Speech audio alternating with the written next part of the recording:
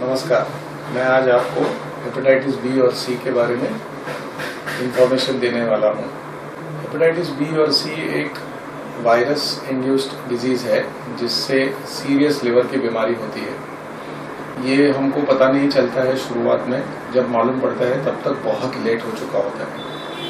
Hepatitis B और C generally blood transfusion, injected needle, sexual contact या fluid contact से होता है।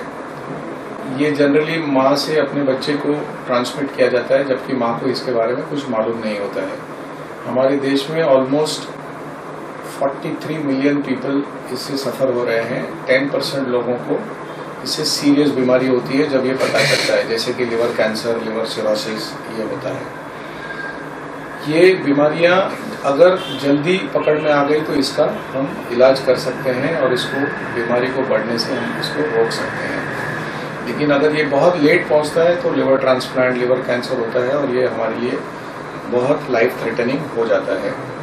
रिस्क फैक्टर्स ये होते हैं कि जो लोग ड्रग अब्यूज़ करते हैं, जो बहुत सारा नीडल शेयर्स करते हैं, जिन लोगों के सेक्स पार्टनर्स बहुत चेंज हो जाते हैं, जिनकी माताएं हेपेटाइटिस बी पॉजिटिव है या हेपेटाइटिस सी पॉजिटिव है, उनके बच्चों को रिस्क रहता है। ये हीमोडायलिसिस पेशेंट्स को रिस्क रहता है। पेशेंट्स जो बहुत इम्यूनोसप्रेसिव ड्रग्स लेते हैं और जिनको आईवी ट्रीटमेंट की बार बार ज़रूरत पड़ती है, उनको रिस्क रहता है।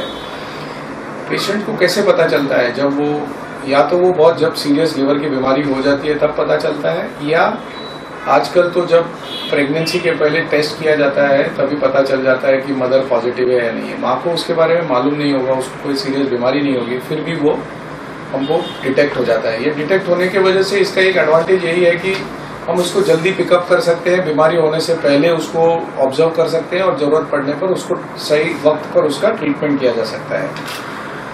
जॉन्डिस ये एक लक्षण होता है, ये कोई बीमारी नहीं होती है। जॉन्डिस जब लिवर की एक्टिव बीमारी होती है तब जॉन्डिस होता है, और हेपेटाइटिस बी सी में most of the time jaundice नहीं होता है। जब ये होने लगता है तब ये काफ़ी लेट हो गया होता है। अक्यूट लिवर डिजीज यानी अक्यूट हेपेटाइटिस जब होता है उसमें कोई सपोर्टिव केयर की ट्रीटमेंट रहती है और 90% लोग अपने आप ठीक हो सकते हैं सपोर्टिव केयर से। लेकिन जिनको ये वायरस शरीर में परसिस्टेंटली रहते हैं, उन लोगों को स्पेसिफिक इन्वेस्टिगेशंस और ट्रीटमेंट करने की बहुत आवश्यकता रहती है। हम इसको कैसे अवॉइड किया जा सकता है? इसको अवॉइड किया जा सकता है safe sex, avoiding needles and drug transfusion, blood transfusion जहाँ जरूरत हो वहीं पर चेक करके किया जाए। फिर भी एक 2 to 3% लोगों जिनको ब्लड दिया जाता है उसको सब प्रिकॉशन के बावजूद भी ये फैल सकता है। तो जहाँ तक जरूरत हो तभी ही उसको ब्लड के ट्रांसफ्यूजन की जरूरत होनी चाहिए, तभी ही उसको दिया जाना चाहिए। हीमोडायलिसिस पेशेंट्स को वैक्सीनेशन किया जाए ताकि वो डायलिसिस के समय उनको डायलिसिस से वो मशीन से ये ना मिले।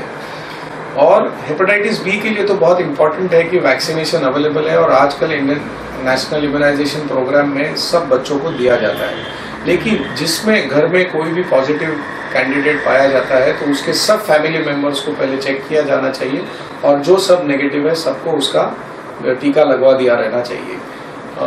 हेपेटाइटिस सी अनफॉर्चुनेटली हमारे देश में अभी 1% पॉपुलेशन में आने लगा है, और ये because of sharing of needle और ब्लड ट्रांसफ्यूजन की वजह से।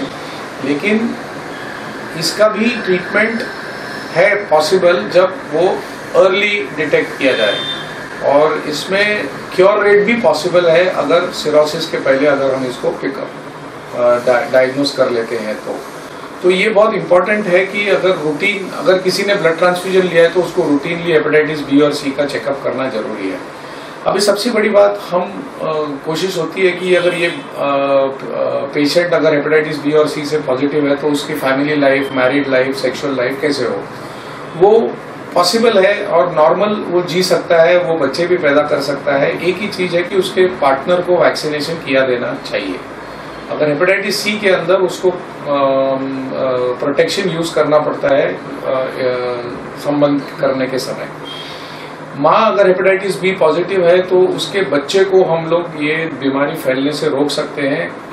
माँ को 3rd ट्राइमेस्टर में दवाइयाँ दी जा सकती है, और बच्चे को पैदा ही होते समय 24 घंटे के अंदर हेपेटाइटिस बी का टीका लगवाना और हेपेटाइटिस बी इम्यून ग्लोबुलिन ये देना अनिवार्य हो जाता है, जिससे हम ये बच्चे को ट्रांसमिशन से रोक सकते हैं।